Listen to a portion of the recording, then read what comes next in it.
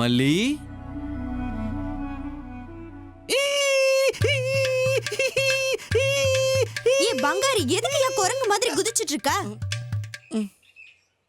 நான் குரங்கு மாதிரி ஆடினாலும் உன் முகத்துல சிரிப்பே வரல.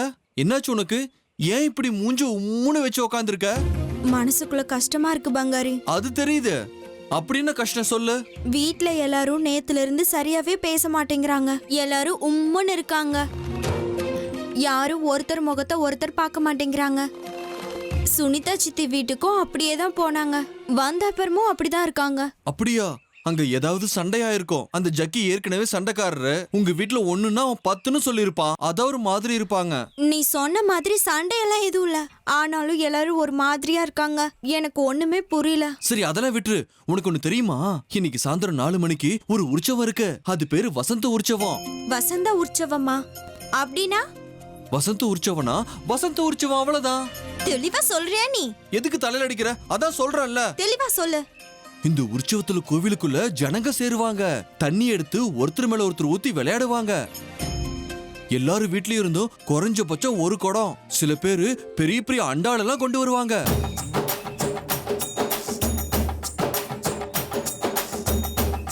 எல்லா தண்ணியிலையும் அம்மனுக்கு அபிஷேகம் பண்ண தண்ணிய கலந்து வச்சிருப்பாங்க.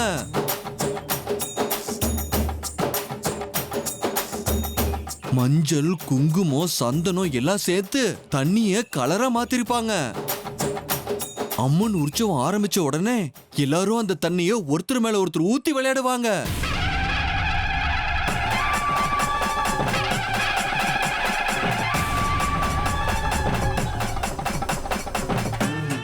அப்ப கோவில்ல எல்லாருமே கலர் கலரா இருப்பாங்க. அப்படியா?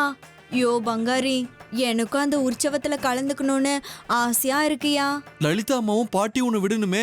சளி பிடிக்கும், ஜுரம் வரும்னு உங்க வீட்டுல உன்னை விடவே மாட்டாங்க. ஆனா அதையெல்லாம் பார்க்கணும்னு எனக்கு ஆசையா இருக்கியா? எனக்கு ஏதாவது வழி சொல்ல. யோ பங்காரி, என்னை கூட்டிட்டு போறியா? சரி, நான் பாத்துக்கிற, விடு. யாருக்கும் தெரியாம உன்ன உள்ள கூட்டிட்டு போயிடுறேன்.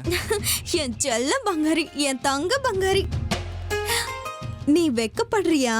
நான் ஒண்ணு வெக்கப்படல. எங்க என்ன பாரு. ஏய் போனி. சரியான லூசு.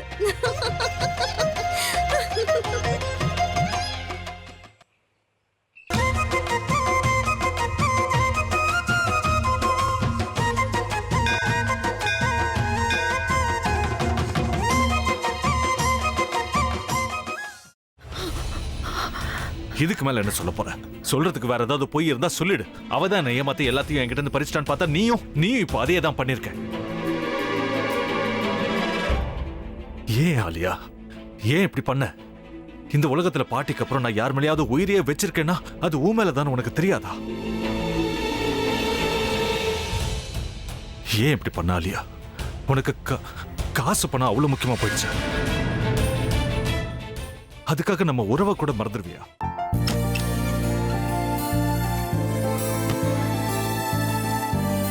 சக்தி சக்தி, ஒரு நிமிஷம்.